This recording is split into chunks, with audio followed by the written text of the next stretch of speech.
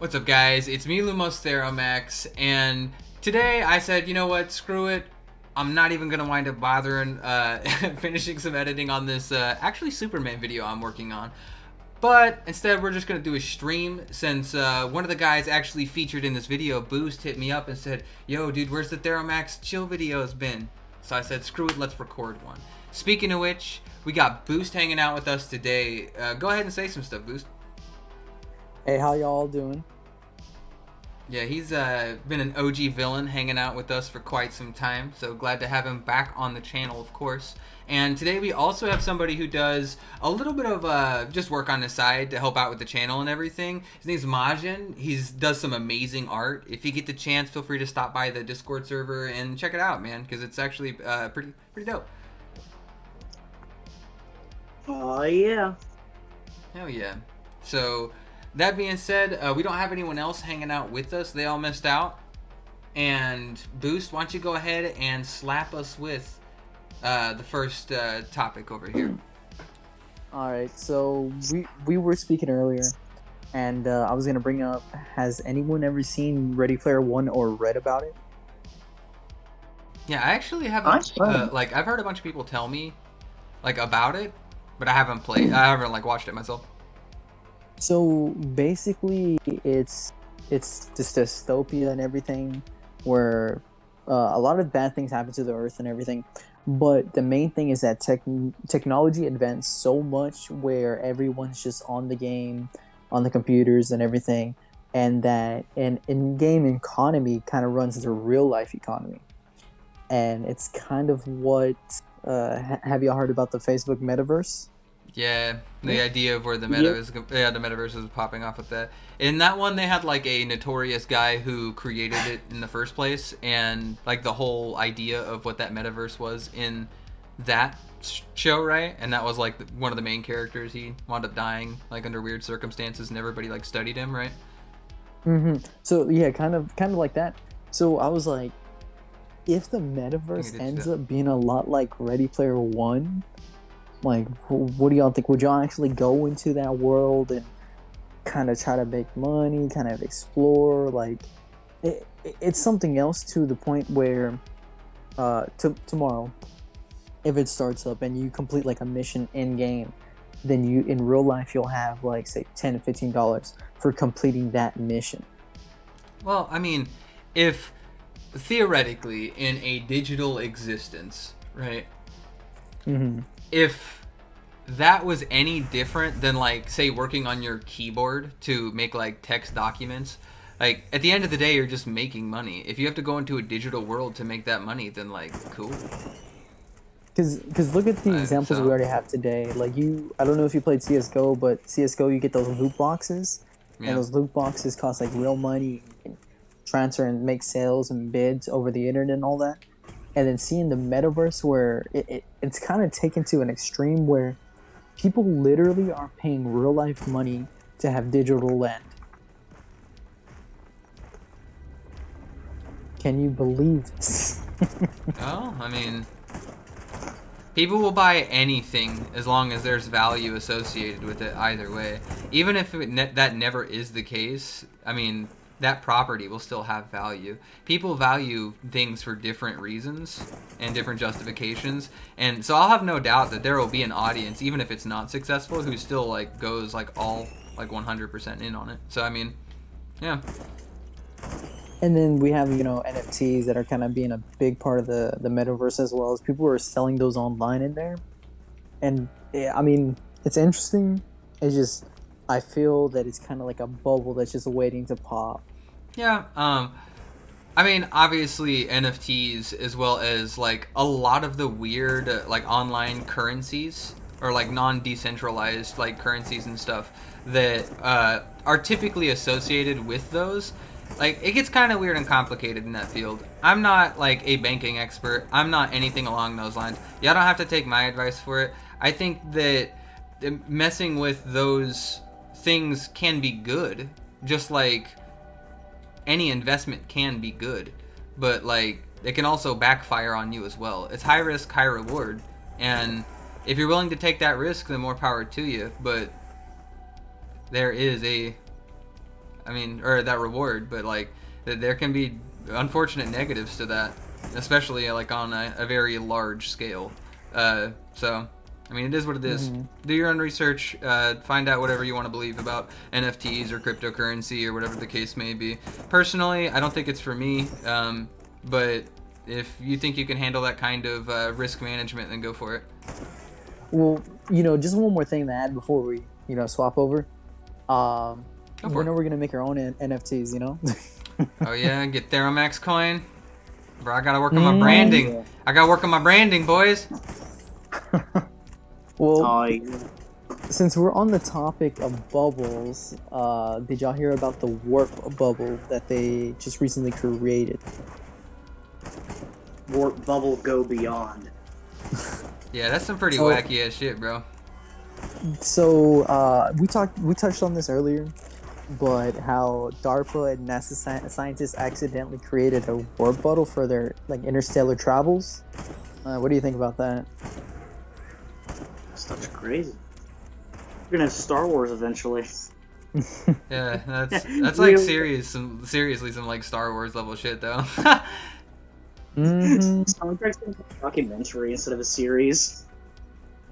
I mean, it opens up like a whole new world. I mean, we're not close to being able to use it because it's going to require a substantial amount of power that no one's going to be able to kind of use correctly. Because if you mess up, you create that warp bubble. Who knows? Like I'm no scientist, I'm no expert, but the ramifications of messing that up, that's got to be pretty substantial.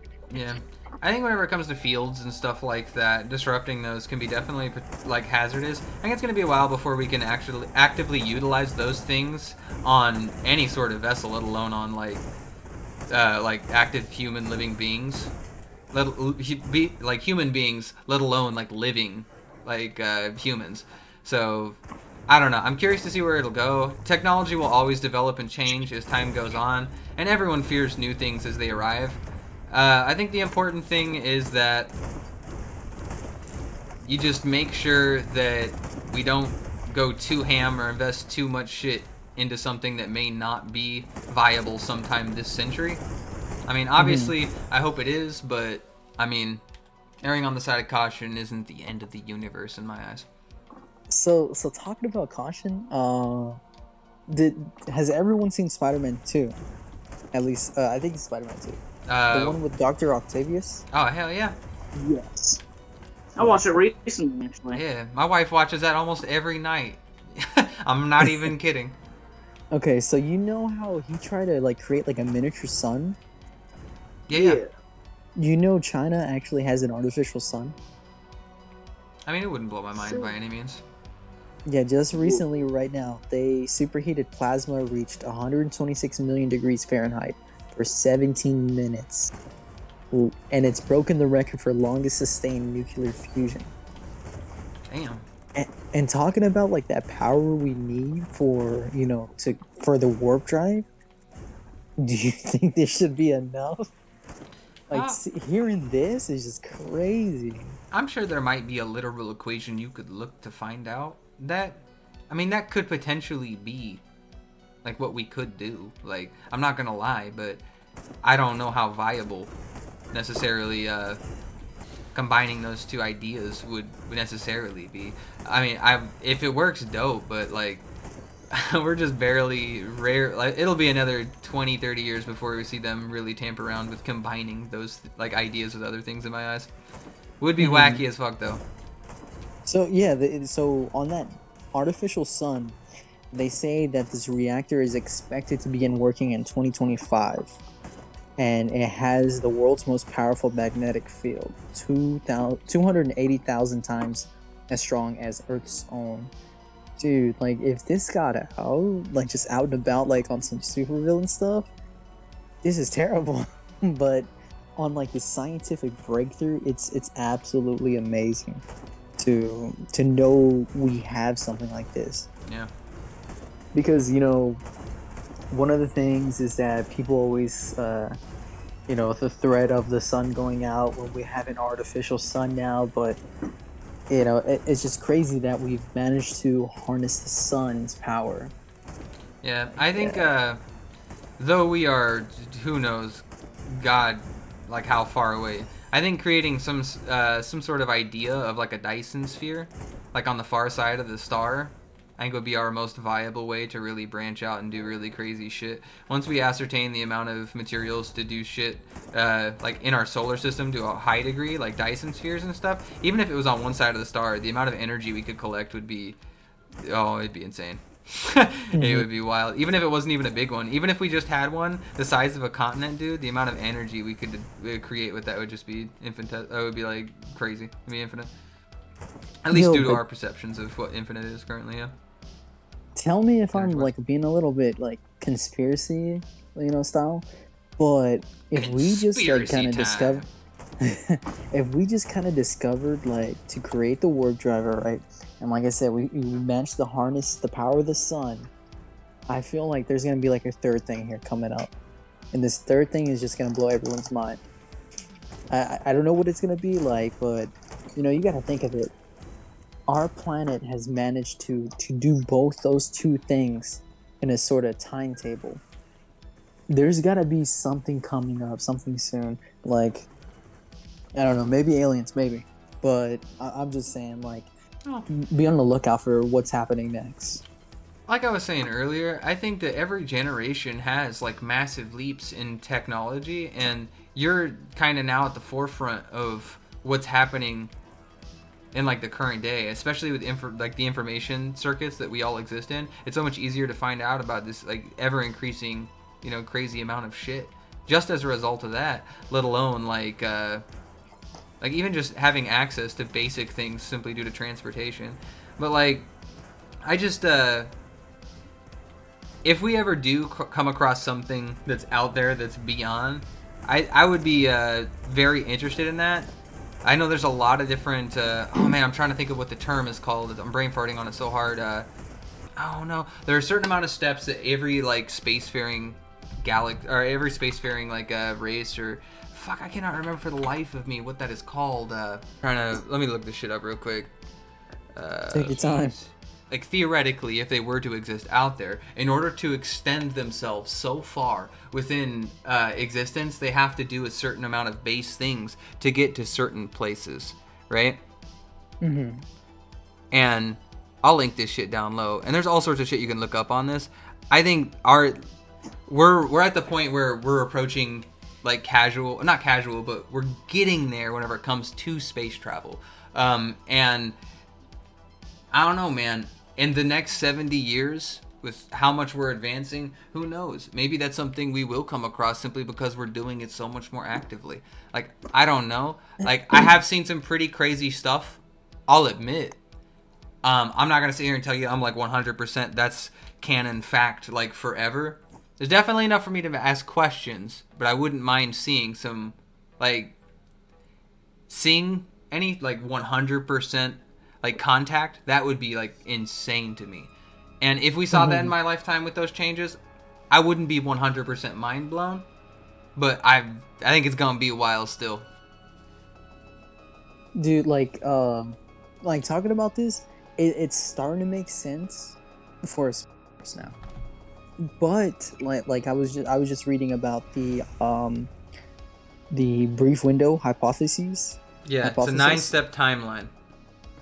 It says the amount of time a civilization can be expected to exist before succumbing to an extinction level threat. Yep.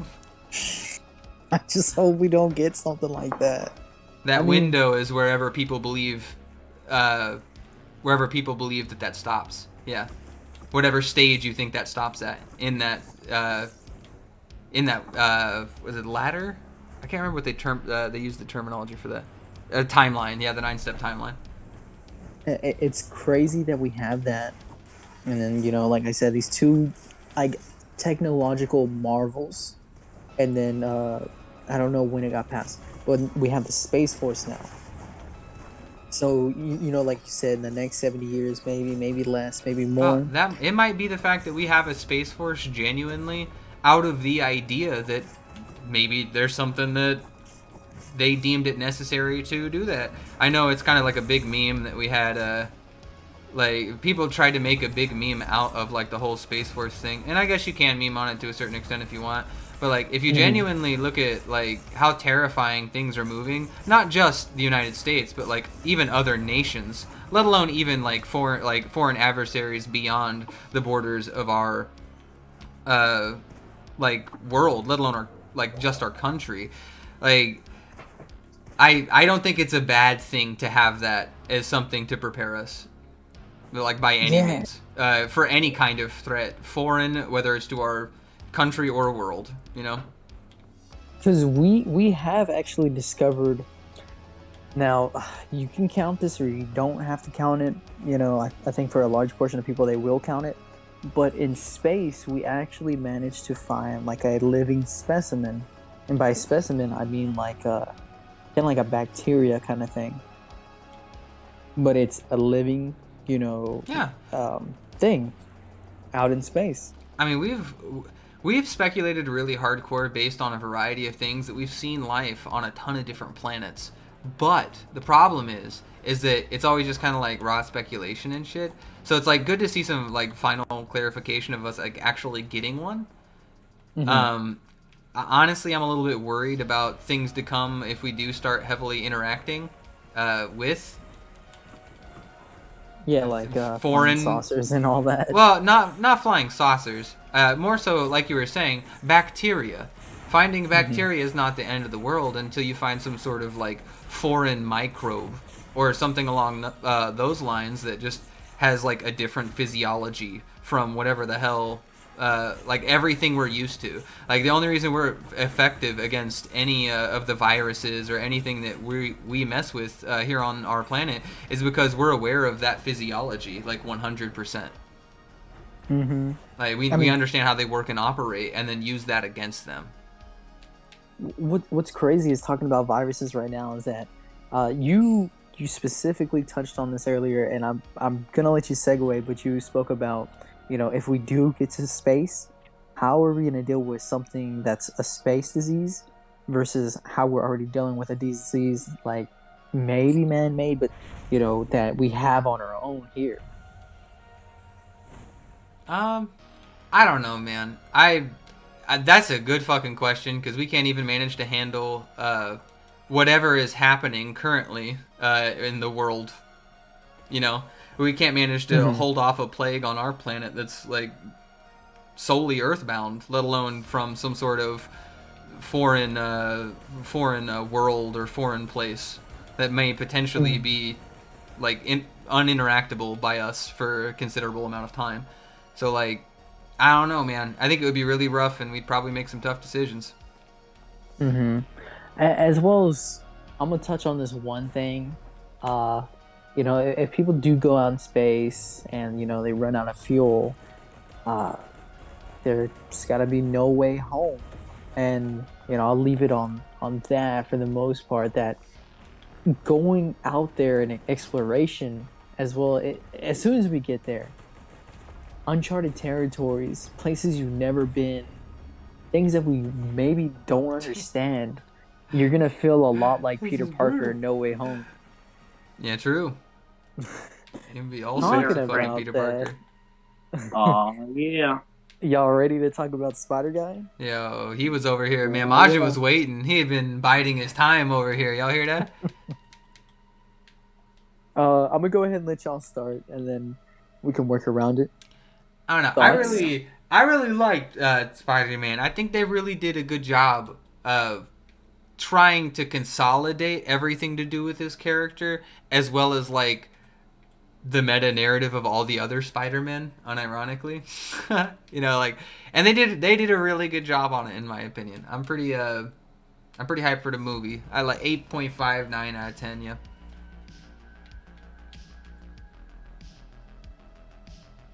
Oh, yeah. I thought it was really good. I remember I saw it on opening day, and it was like, I've been waiting for the movie to come out, spoiler free. Finally walk in, and after I walked out, I was just like, holy crap. All my expectations for that movie I met all of them, and then I was surprised with even more that I didn't even know I wanted, but I did.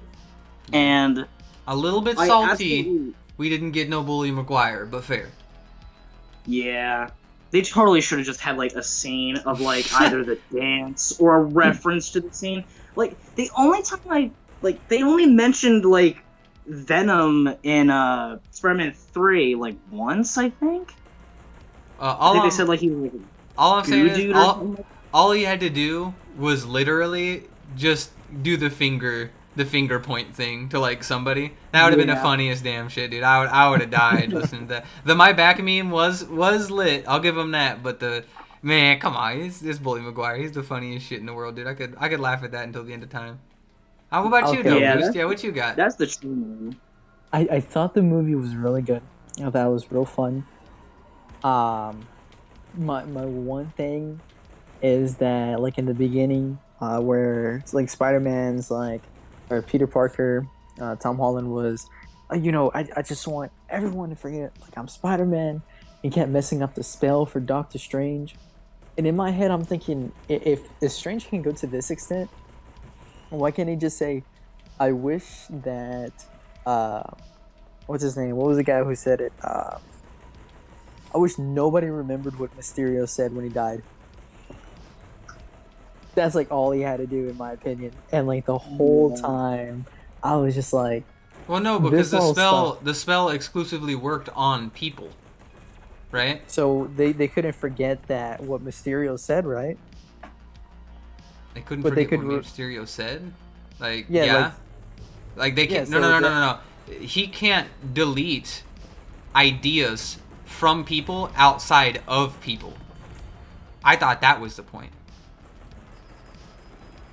I'm not sure, because okay, if he said I want everyone to forget who's Peter Parker, right? Yeah. So why couldn't they forget, who's Spider-Man? Who Spider-Man was? Yeah. He would have kept everything. That's a good question. But the problem is, in the MCU, Spider-Man's a fucking idiot. and he's just dumb. He's just dumb, and Tony Stark did it all for him. Like, I'll admit, he did have a little bit of that here. Like, he did have a little bit of intelligence here, but like he still hasn't really done like anything too like wacky impressive in my eyes. Like, just like flat out like on screen. He did make his own web fluid. I'll give him points for that, but like I just don't feel like it's Hamtown. It's always just like he's doing something that makes him like a Iron Man light-esque kind of character. Mm-hmm. I mean, he is supposed to be the new face. I mean, it was plain as day that Spider-Man's gonna take over and be like the new face of Marvel. That's always gonna be the thing. He's one of the most popular characters in the world. Yeah. I think it's just simple for Spider-Man to kind of take over that. He outsells Batman and Superman, bro. Like that's fucking crazy to me. Yeah. One thing like I don't think we've touched on yet is the amazing little Easter eggs and callbacks they've been doing, like Andrew Garfield saving MJ. That was tragic as fuck, dude. Everyone about shit themselves in all 3 viewings I was in whenever they saw that shit, bro. Mm-hmm. He managed to save Tom's MJ, and I thought that was amazing. The little themes they would play, like for each Spider-Man, amazing as well. One thing is, I don't know, it was difficult for me. I'm not the biggest Spider-Man fan, but when they were like kind of swinging through and you're having the shots on the tower where the Statue of Liberty was, I couldn't really differentiate which Spider-Man was which. Yeah, I was just like, okay, Spider Guy. I mean, to be fair, dude, like, they all wear the same damn costume.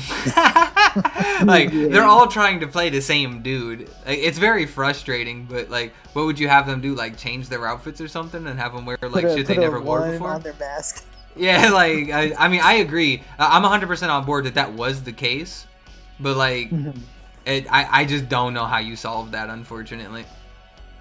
But I was trying to get to the. This is coming from someone who hasn't seen Amazing Spider-Man in a while, but I don't remember Andrew's Spider-Man having the white eyes on his mask.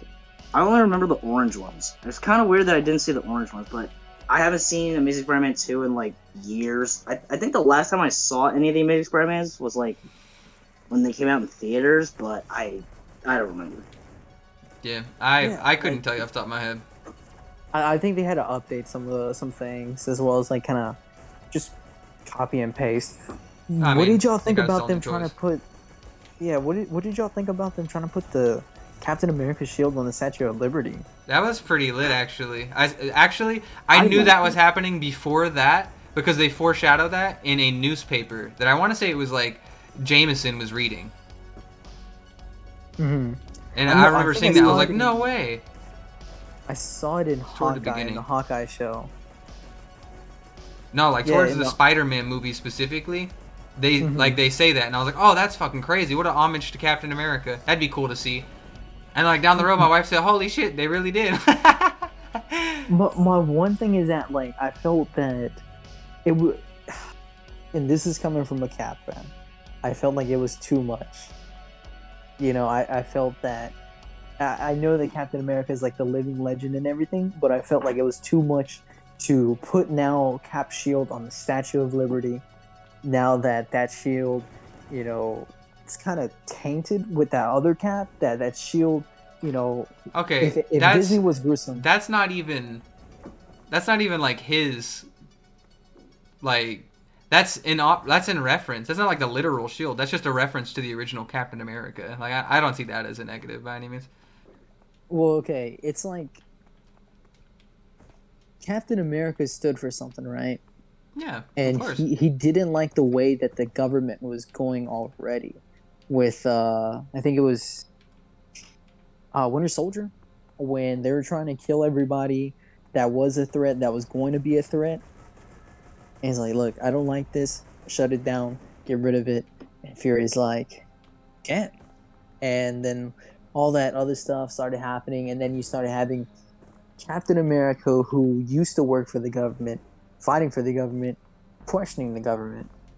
You know? Man, if only there was a way that you could remind everybody of the symbol of what America could be in the current time by reflecting on the past original deeds of the guy that symbolized America. Is that not the most genuine way you could come across doing that?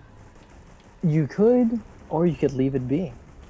I mean, you could definitely leave it be. Obviously, we're going to have much more different opinions than the people in the story who don't have all of the context that we have. But what I'm saying is it wouldn't be unreasonable for the people inside that verse, knowing what they know, to look to Captain America as the symbol of the guy who literally saved their country, right? Mm-hmm. Because was the government directly evil, or did Hydra simply take assets in the government, right? Because the government's simply the people. Mm-hmm. So all I'm saying is I don't think that was like too unreasonable crazy. Was it a little bit cringe, like especially from like Steve's perspective? Like okay, like I'll buy into that, but I can at least understand like the narrative. I can understand like the narrative behind it at least. As well as I think in No Way Home they started liquidating Stark Industries, like something happened. I was like, whoa, what happened? Bro, there's no fucking Stark. Like, yeah. You think Pepper wants to stay? I mean, she was kind of like holding down the fort. I think in Iron Man 2 and 1, she was like, everything's like going fine. Like, he was like, is everything going fine? She was like, there for him, though. Like, she was there for him, and then after he wound up splitting, he just said, fuck it. Bro, all I'm saying is, I can't imagine her mental state at this point in time. Like, she probably just wanted to ditch everything to do with the company because it reminded her of Tony. Perhaps. And then it opens up like so many more possibilities, but in my opinion, like the guy who saved I guess I want to say universe, Iron Man, you know, Tony Stark risked everything, you know, loses his company. Like, I mean, he's not there no more, but Stark Industries is no more. It's tragic. Yeah. Yeah, he risked everything, and now it's gone. And you know, maybe you're right. Maybe she, you know, doesn't. You know what though? I'll counter argument that that's not why he risked the universe. That's not what he risked the universe for, though. No, he for his daughter. Yeah, he did it for his daughter, which is really all he cared about. So you know what? If she sold the fucking company and is like a wajillionaire with his daughter, then like so fucking be it, bro. I don't know. I was just like, dang, like it is a tragedy though, yeah. Yeah, like that's all gone. You put the Shield here, and then we got the Rogers musical here, and then you have. Did anybody watch the Hawkeye show? I did. It was like boring in my eyes. Like they tried to have like a surprise reveal, which was dope, but then it was just like lame at the end. Yeah, that too I can see. But to me, out of all the Marvel shows that they came out, not including the Netflix ones, but the ones that they put on Disney Plus, to me this was the best one. Yeah, that's like I hear that opinion from a lot of people. I just don't give a fuck about Hawkeye. Dude, I didn't either. Like, I thought he was just a guy with a bow and arrow. Like, he was, to me, like a regular person, but this actually, like, put life into him. Because, you know, you got a super soldier that's a legendary, like, war veteran and everything. You got a man that's in an iron suit that's able to throw hands with Thor. And you have a literal god and a raging machine. And here you are with a bow and arrow. I mean, I agree with all those statements. That doesn't make him any more entertaining to me. to me, that's what I enjoy so much. Is that we're seeing the eyes of him. Yeah, I just like it's cool. I guess it's kind of interesting to look at it from like a perspective of him and like his family and shit. But it's like I don't know. Like if you're gonna choose like a street tier shit, bro, why not have just stuck with spoilers? Everyone, hang up now. But like, yo, like why not just do a whole show on Kingpin? That could have just been better. Hell yeah! I love that. Like, see, imagine instead of getting like Hawkeye, we just got Kingpin. Like the whole series that didn't suck with him. Like, damn, that'd have been dope. I mean, Wilson I think it was just. Wilson Fisk, the man with the plan. He is the guy who's literally the kingpin of all crime, and he's basically just the criminal. He is the underbelly, the seedy underbelly that New York City has always feared but never knew what was. Because, like, he's basically the biggest head of crime in all of Marvel, which is crazy how he is in the comics. And I would really like to see, like, a setup story and then have him, like, interact with multiple different characters from the MCU. And then slowly build off of, like, okay, what all minions he has, what all divisions he has. Like, I agree with that, but within the context of what we were talking about exclusively, all I'm saying is I would have rather just had, like, a Kingpin, like, whole series to set up those kinds of interactions. Bro, what the fuck happened to Kingpin in this show? Yeah, he was with that cane, he got hit by a car... You know, all these things. Bro, and no, he got shot by some fucking loser. What? On his debut? What the fuck? I forgot what Kingpin issue it was, but I think it was recent. He recently got shot in the head as well. But he got shot in the eye and he ended up recovering. Who did it? I think it was the same character. Hold on. Okay, then they're just foreshadowing the comics. That does not blow my mind. But more so than that, was that Kingpin's debut in that media? Exactly. That's all I'm saying. They had this new badass villain they introduced and brought him into canon, which is one of the coolest things they could have done in this entire show, in my eyes. And they defeated him in that show. They made him a jobber in the show. I was like, are you for real? Yeah, I think this is the same one.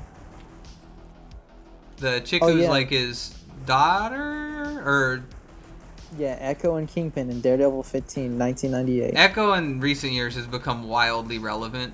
Like that's like I would believe it because Echo is like a fucking mutant, or she's got some sort of crazy ass powers, doesn't she? Yeah, I think she's supposed to be the new Daredevil. Yeah, I was about to say I know she's got powers, bare minimum, but like actually she became the fucking Phoenix Force recently. That's what it was. Really? She became the fucking Phoenix Force, I'm pretty sure. Yeah. So, like, I mean, that doesn't surprise me given the shit I've seen on her recently. But, like, I'm cool with, like, Kingpin losing to that person. That's not necessarily the issue. It's the fact that he lost to some character who was introduced in this series that's not the main character. And he just, like, jobbed, canonically. Like, the whole series. If anybody Dude, I should mean- have done a major sacrifice or something to get rid of him, it should have been Hawkeye in my eyes. That would have made a hell of a lot more sense in my eyes. Yeah, because he alluded like, "Oh no, not him, not him, not him." Yeah, like I don't want Gets to hit by fuck with car, all that this guy. stuff. Yeah, like I don't. And then- He was afraid of him. He didn't even go fuck with him. He sent his minions back. He's like, I don't want to go directly mess with him. I'm just gonna send his fucking people back to deal with him, to spread my word. I don't know what it is with like modern media, but that seems to be the issue. Is that you build something up to a point where it's like legendary, methodical, or not methodical, I don't know, but legendary. Okay. Yeah, just crazy. Yeah. And then you in one sweep just kind of like how George Lucas did Boba Fett in Return of the Jedi. You've built him up to be this crazy badass character, and what do? He You jobs in the throw him in one a Sarlacc badass pit for experience 40 he's got. years. Right in the Yeah. pit. 40 Yeah. years, dude. I mean, obviously in like alternative media and shit, he wasn't. But in terms of the main canon, yeah, it's like really frustrating that he's just never. He's arguably the most badass character, especially in the OG series. But you just don't see him ever do anything besides like hang out, look badass, and then job, which is super unfortunate. And it sounds like that's essentially where we're. That's essentially where we're at in the current day. Even though he managed to make it out of that Sarlacc pit. Dude, like, you expect it to be legendary, you expect Boba Fett's return to be, like, methodical, all these crazy things, and it's not. It's... Have you seen this movie, Dancing with the Wolves, I think it's called? yeah, fucking Dancing with the Wolves. I think a lot of people have just been making references to it because... has everyone here seen the show or no? Yeah, go for it, bro. Care to see Dude, the show? that's an ancient ass movie. You're good to go. Spoil that shit.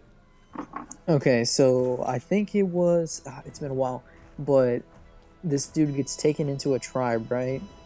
And then slowly becomes a part of them. Mm-hmm.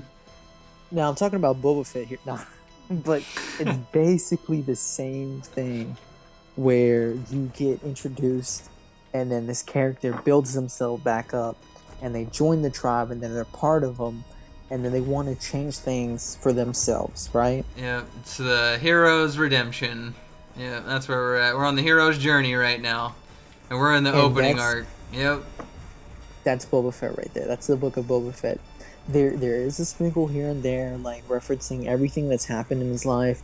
But anybody who's read Star Wars Boba Fett, anything about Boba Fett, you know that that's always been his main staple. Is that he's never really had his own identity. He's been raised by a bounty hunter, the best bounty hunter at the time, and then ends up becoming that. He just became his father all over again. Better than his father, exceeding him. But is he ever gonna really be happy? That's the question that they put in the show. Is that look where that got him. Yeah. Boba Fett was the best. He did all these things, and that got him in a freaking Sarlacc pit. And he barely manages to get out. He literally crawls out of the grave and is rescued. Is not really rescued, but by absolute grace is saved by a native tribe. The native tribe of Tatooine. The Sand That's people. why. The damn Sand people. The Tusken Raiders. They get saved by the same raiders that Anakin slaughters in Attack of the Clones too. That Luke, just hates in A New Hope. These people that we believe to be savages are one of the most, craziest group of characters. Saves this character right here. All right.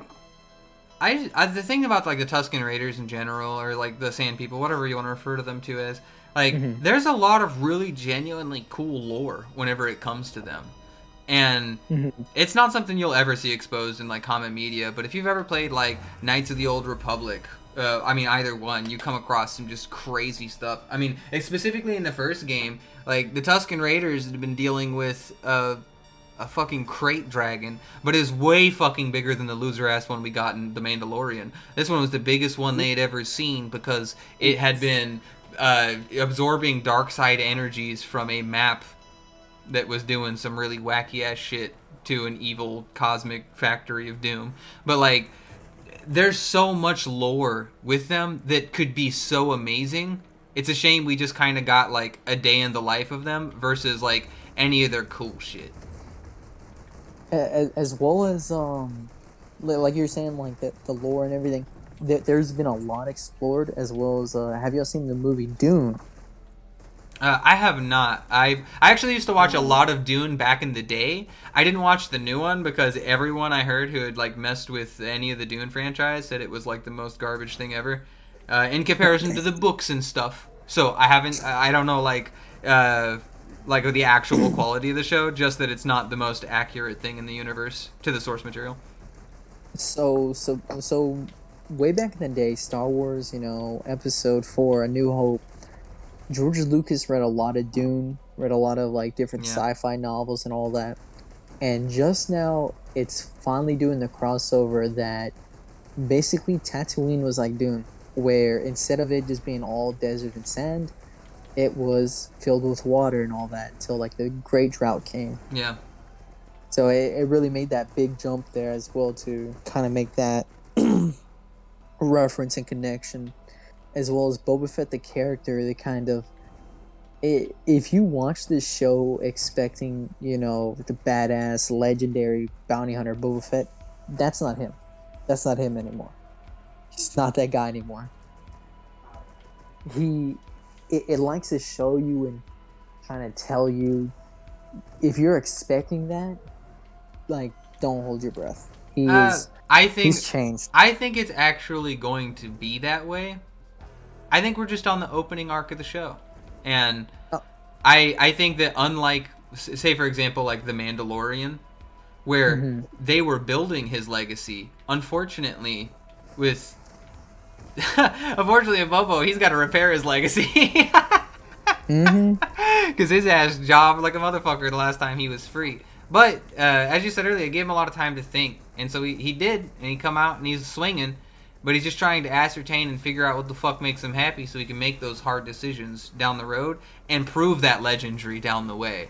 But we're just on that lame part of the journey. It sucks they just started with the hardest, most face in the dirt, like, hey, this guy sucks right now and he's going to get better, like, down the way. Now, by the end of the show, I imagine, I'm not going to lie, especially with what we got in Mandalorian, there's no way they're going to fuck this up for the whole franchise, alright? There's no way they're gonna fuck this up for not the whole franchise, the whole like first season. First two episodes are gonna be a bit slow, but I'm telling you, episode 4 is gonna hit, and then episode 5 is gonna hit, and there's gonna be cameos and shit, just like there was in Mandalorian. And then suddenly everybody who hated on this show is gonna be like, "Yo, this shit is the most OD shit in the world." I hope so much. Like I hope you're right. Like I'm really literally holding out for it. It's just so far from what I've seen. Like I do not have high hopes.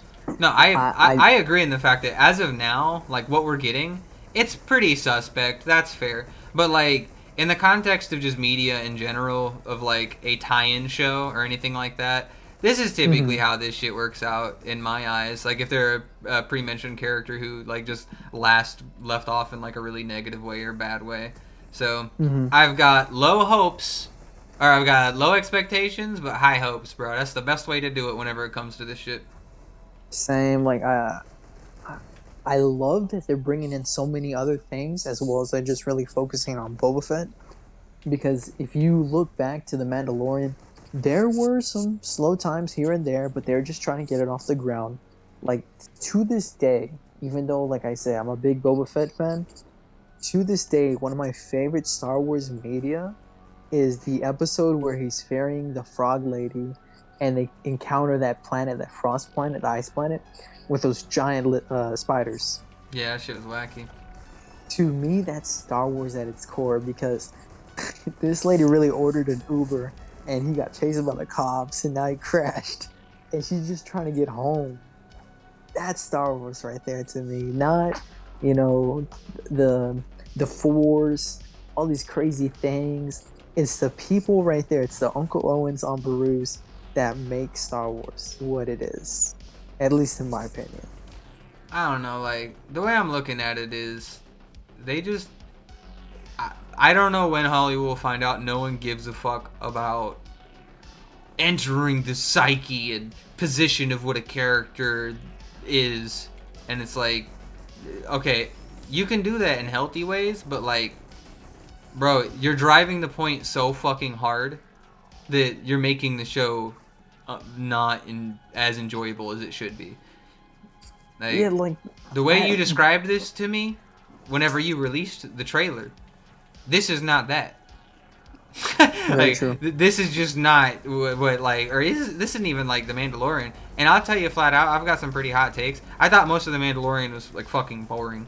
Like, most of that shit was just lame. I fucking hated Baby Yoda and thought that shit was fucking lame as hell. I just wanted a story that focused on a Mandalorian. That's really what I wanted. Mm-hmm. I really want that out of this one. But instead of getting Baby Yoda to distract us from the core plot of something that should be wildly badass, this time around we have like Boba Fett and his baggage problem. And it's weird. Like, it doesn't feel good. Boba Fett doesn't feel like a baggage kind of guy. Honestly, I don't mind some of the flashbacks.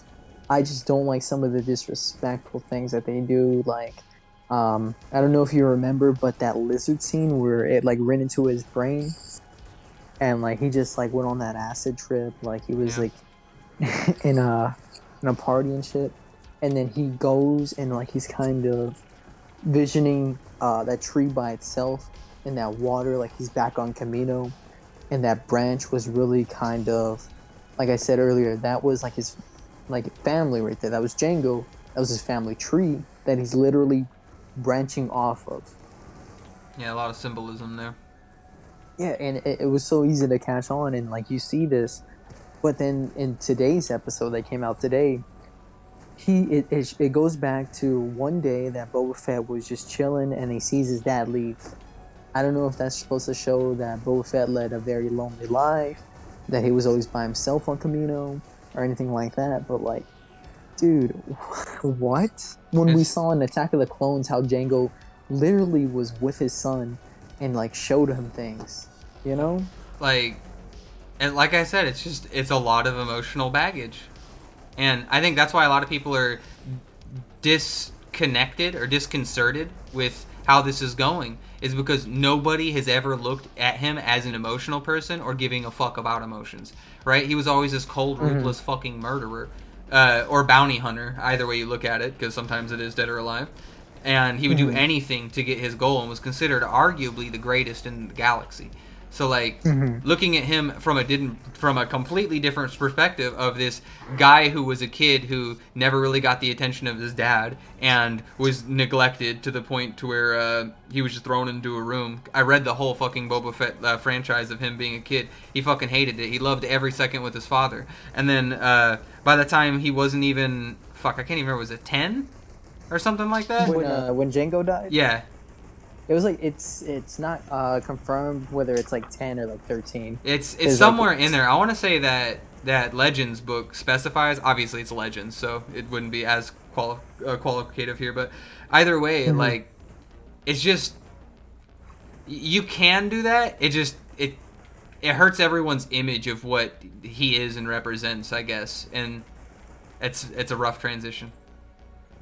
Like yeah, dude, it is very difficult because I think in the same kind of scene where he's traveling to the branch, you can kind of see his two different faces, his two different bodies, in a way that you see Boba Fett with the armor, with the helmet on. Because to the most of the world, most of the universe, the galaxy or whatever, his face was that helmet. You would not see Boba Fett's you're wrong. helmet. You would not see his face. I think you're interpreting it wrong. What do you mean? You're looking at this from an outside perspective. This is his psyche speaking to him, right? Mm-hmm. Why would he care about what other people think? I don't think he cares about what other people think. What I'm saying is, I think that, to reference kind of what you were saying earlier, that when he looks at this, what he sees is the two paths ahead of him. He sees the path of Boba Fett on one side, and on the other side, he sees the path of the Mandalorian, his heritage, his father, right? Mm-hmm. And he's literally debating in real time on what his destiny is, what he wants to do, what he wants to be. Does he want to live up to the role of his father, or does he want to carve out his own path and do his own thing? And that's kind of what we're seeing him do now, because Django never stepped up and was doing shit like this. Unless you consider like the Count Dooku memes, but he was just getting paid for that more so than anything. Yeah, it was his job. Literally, like he wasn't building an empire himself. I think I'm not trying to argue this or anything, because like it's all interpretation, because that's what I'm seeing is like, yeah, like when I saw that little acid trip that Boba was on, I saw like two different things. Like I told you, he was branching out from himself, but that armor represented like everything he was pre-Sarlacc pit. You know? And so when you see it all damaged and dirged and everything, he wore those scars proudly and all that. Even when he repairs and repaints the armor, he still keeps that one shot on his head. But he's now clean. He's now more... But that shit dented the armor. That shit fucked up the armor. He couldn't repair that, I don't think. Maybe, or I don't know why else he would keep it. It's got to be something important to him, right? It might be that Mustafar thing, if you remember. But I'm sidetracking here. Going back to it, when he comes back, when he gets his armor back from the Mandalorian, the next time we see him, his gear is refined, he's changed, he's not the same. Yeah. And it's like we were talking about earlier. He does not want to continue on the path of his father, because where does his father land? No. You know? And he wants to carve out that little thing for himself. That little thing for himself is he's the crime lord now. He's no longer Boba Fett the bounty hunter, but Lord Fett. Yeah. Well, look what my father got being a bounty hunter. My father got fucked being a bounty hunter, bro. By the people running the situations. And look where that got me. Yeah. I'm a freaking Sarlacc pit. So it would make sense for him to go out and become this now. But get him beat the hell up nonstop? Like, come on, dude. Yeah. Beginning of the journey. Rip. Paladin's downloaded for me, so Ooh, whatever. We'll pop off on that. I'll finish this matchup in this video and we'll smash that out. But yeah, like seeing Black Chrysanthemum, Black Chrysanthemum show up, I thought was real cool. I expected one of the Gamorrean guards to have their arms ripped off. Pike showing up. I will tell you one thing that I am really appreciative of whenever it comes to whenever it comes to Boba Fett, they're really doing justice to the non-loved species of Star Wars. Bro, we got Transdoshans left and right. We have Wookiee, obviously like known Wookiees being reintroduced into the mainline canon. We have not Transdoshans, the Gamorreans. The Gamorreans, man, especially in like the old KOTOR games and shit, those dumb motherfuckers are threats to everyone, and seeing them like on the big screen and actively doing shit, to whereas before he was always just kind of like the Gamorreans always just kind of like died off screen or died like a big creature or something. They were always just kind of a meme. But seeing him being like actually imposing and doing shit for once was cool. To me, I don't know if it was done good or not. Time will tell. But them kind of reintroducing the cyberpunk aesthetic of Star Wars that's always been there, but now it's like in your face, like, yeah, we've been able to do this. You've been able to modify our body and do things. I thought was cool, maybe poorly executed, but a brilliant idea to bring back. Well, I mean, God, I'm sound like a fucking broken record over here, dude, whenever it comes to KOTOR, because, dude, the best fucking lore in Star Wars at times comes from fucking KOTOR, for the most part, honestly, in my eyes. And, like, dude, one of the major things that every single character could do, Jedi included, was they all had bio implants and shit. Everybody did. Like, imagine being, I think it's at least bare minimum 2,000 years in the future. Speaking of advancing technology like we were earlier, bro, 2,000 years in the future, you can't, how did we move backwards? You know, with like basic implants and shit. Like, come on, bro. Like, I didn't see it like anywhere really referenced within the new Star Wars movies. Here, Book of Boba Fett. Only 5 years after Return of the Jedi, we start to show this off, you know. and I'm just Ooh. like, wow. Yeah. I mean, we can keep going on about this, but Yeah, I could go Boba Fett all day. Moral of the story, like, it's dope. I'm not gonna stop watching it. I think it's gonna have a chance to continue. Like, actually badass shit down the way. They're gonna have badass cameos. Disney's not stupid enough, based on the amount of money they made off The Mandalorian, not to do more badass and popular cameos like that. So even if they are, even if the show is just mediocre at best, or even like subpar, those cameos would be able to get most people like through just the whole thing. Everyone's gonna wind up watching clips from it either way. One more thing, you think Han Solo's gonna show up or Kira? They're not. Han Solo's not showing up. I can almost guarantee Han's gonna show up. You think so? Yeah, like I would be impressed Boba if they Fett- could convince Ford to come back for it.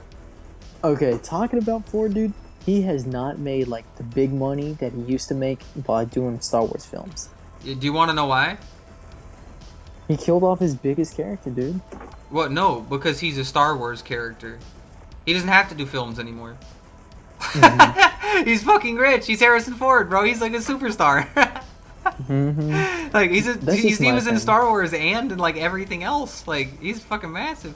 Now, like outside of like just that, he fucking hates Star Wars, bro. He's wanted his character to die for fucking ages because he didn't like the program for some reason. I don't understand how, but for some fucking reason he didn't like it. The same reason why I don't like Star Lord is kind of like the same reason he doesn't like Han Solo, is because if you look back and you watch the movies, he's kind of like the comedic relief. He's saying like silly stuff here and there, as well as kind of acting like the joke, you know. That's all 100% true, and that's not wrong.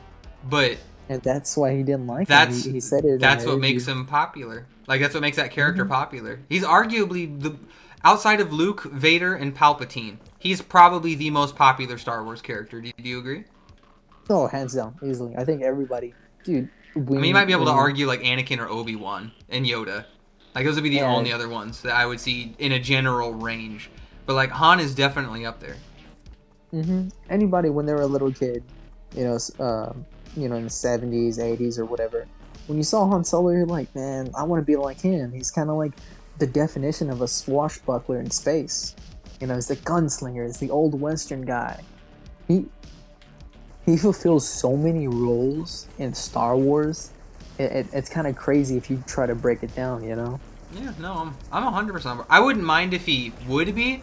I'm just saying, based on what I understand about him, he does not want anything to do with Star Wars anymore. I would be genuinely surprised, and I hope he is in it, but oh boy. To me, it's like this. I think it's the Trinity. The Trinity is going to show up. That, we had Luke in The Mandalorian. We're going to have Han in Book of Boba Fett. I think in Ahsoka, I don't want to put all my cards on Leia. And I rest in peace to Carrie Fisher, but her daughter looks just like her. As well as Annie's definitely going to show up in Ahsoka. I think if anybody is going to show up at this point in time, it's going to be Ahsoka. Yeah, because she's got that solo show too. They're promoting her out the fucking ass. They already hit her up in Mandalorian. They're gonna have a cameo for her in this, literally just to promote the show down the road. I think that would be unavoidable. And even if it's not her, it'd be a storyline that directly correlates to that down the way. Because you gotta think, like, things that are happening on Tatooine, that the Hutts had to go from Nal Hutta to there. Malhata. And the Pikes are moving in. These Pikes are only moving spice. Yeah, and like I'm telling you, all the OG like hardcore villains from like the old era, they're finally getting like their love, bro. Like the Pikes, we saw them a little bit in like Clone Wars, nothing too hardcore, and some of the other company animated series, but like, bro, they were like a major force in Star Wars, bro. They were shitheads. Same with the Hutts. I want to hope that we see Crimson Reign, because Kira is getting a big push in the comics, and I wonder if it's going to cross over. And hold up, who is Kira? Who is Kira? Kira was Han Solo's Solo? Solo. Yeah. The Solo chick? Okay, yeah. That's why I'm thinking she might show up, because, alright, you're talking crime syndicates, you can't talk it without the one that Darth Maul made. I don't even want to know what the fuck she's going to be doing now. Like, I don't know. What are they saying? She's some sort of Sith acolyte, or what exactly is their argument with her? She trained under Darth Maul, and she managed to fight Darth Vader for a little bit. Okay. I didn't know anything about her character, so. Yeah, she's something else too. Yeah, that sounds pretty memey. But yes, I'm excited for Star Wars content in general. Book of Boba Fett, low expectations, high hopes. That's the best way to look at it, man. Yeah, man, I just don't want to get let down, dude. It's unfortunate, but if it happens, it happens, man.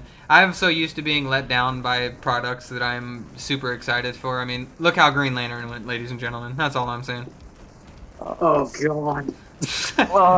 That's all I'm saying, ladies and gentlemen. I've learned not to get my hopes up for content I actually enjoy. All right. I went through Avatar: The Last Airbender. I went through Green Lantern, bro. I feel like I can do it all at this point in time. What was I gonna say? Talking about being let down, there's only been one. Well, besides Spider-Man, kind of one movie that I've seen recently that I had no expectation, no hopes for, and I'm probably like plugging it right now. But I put it in the chat. Love and Monsters. Yeah, hit us with the memes on that. I haven't seen that one yet. I'm not gonna tell y'all anything because I will literally send y'all money to go see this movie. Damn, that good, huh? This movie, it's so good. Like, it felt rejuvenating because I've never seen an original idea like this, in recent memory, that is good and is amazing and strong, and it pushes forward through and through. I legit looked up if this was a book series or a comic series. It's not. It's a completely 100% original idea from actual Hollywood studios. Like, craziest thing ever for an original idea that actually did well and is getting a sequel. Is it like playing in theaters or? No, this came out in 2020, I believe. Let me see, hold on. Premiering October. Oh, it was a at-home release though. That's the thing. Oh damn. Yeah, and it did amazing, dude. Yeah, I'll check that one out. If anything, here, let me see where you could watch it. Like I said, I will literally send y'all money and watch this. Damn. It's got the Boost seal of approval. Yes, I love this movie. I might even just watch it like tonight again. Okay, it's on Hulu. Hulu? Yeah, I got Hulu. I could do that. Yeah, I strongly suggest y'all see Love and Monsters. Fuck is that thing? What the fuck is that? Exactly, oh, I'm sorry. Dude. I'm in the middle of this fucking game and I've never seen this. Whatever the fuck this shit is. Holy, what the hell? That sounded like the trailer. Bro, holy shit, man. Yeah, I'll give that a shot. I might sit down to Lady and watch that one. Yeah, dude, I strongly suggest it. I saw it with my girlfriend. She loved the movie too. Since I've seen the movie, I've seen it like 3 times now. Oh, Boost liked it? Absolutely loved it. Boost liked it, and his girlfriend's safe? Okay, I don't know if this is this can't be possible, man. That's all I'm saying. I thought it was amazing. Nah. But yeah, anything else? That's looking like the end of the old list, huh? Well, hell yeah, dude! It's been a blast hanging out with you guys, jamming, playing some Risk of Rain in the background here. Be sure to like and subscribe to both myself as well as the coffee shop content creators and Boost's soon to be channel, because he's definitely gonna make one. I'm gonna make him do it because he's always has really good conversation on hand. I'll be sure to link him down the road if he ever does, but feel free to give yourself an outro, bro. No, it's just been good talking to you again, dude. It's been a while. I missed these conversations, and it's just good to have them again. Yeah, of course, man. And, of course, we had Majin hanging out with us tonight, too. What you got for us, Majin? Anything? Yeah, I really enjoyed hanging out, listening. Maybe next time we can, I don't know. I could probably come up with some topics for us to go over. I know that we planned on doing an art stream, actually. Oh, yeah. Well, I'll take you on an art stream sometime. Don't let me forget about that shit, okay? I'll hold you to that. Yeah, and other than that, I'm hoping to hopefully make a channel sometime soon that has legit, like, actual effort put into it, and yeah, I had a good time, and Bro, if Majin gets a channel, I don't know if the world's ready for Majin to have a channel, bro. Majin will start breaking people's minds with some of the shit he can come up with, so I'm definitely looking forward to that content, man. oh yeah. Hey. Well, that's everything, guys. It's been a blast. Once again, I'm Lumos Theromax. It's been a blast hanging out. I think we covered pretty much everything under the sun today, which was pretty dope. It's cool to talk about a variety of different topics and just kind of roll with the punches. But as always, like and subscribe, and I'll catch you next time, Lanterns. Later. Peace.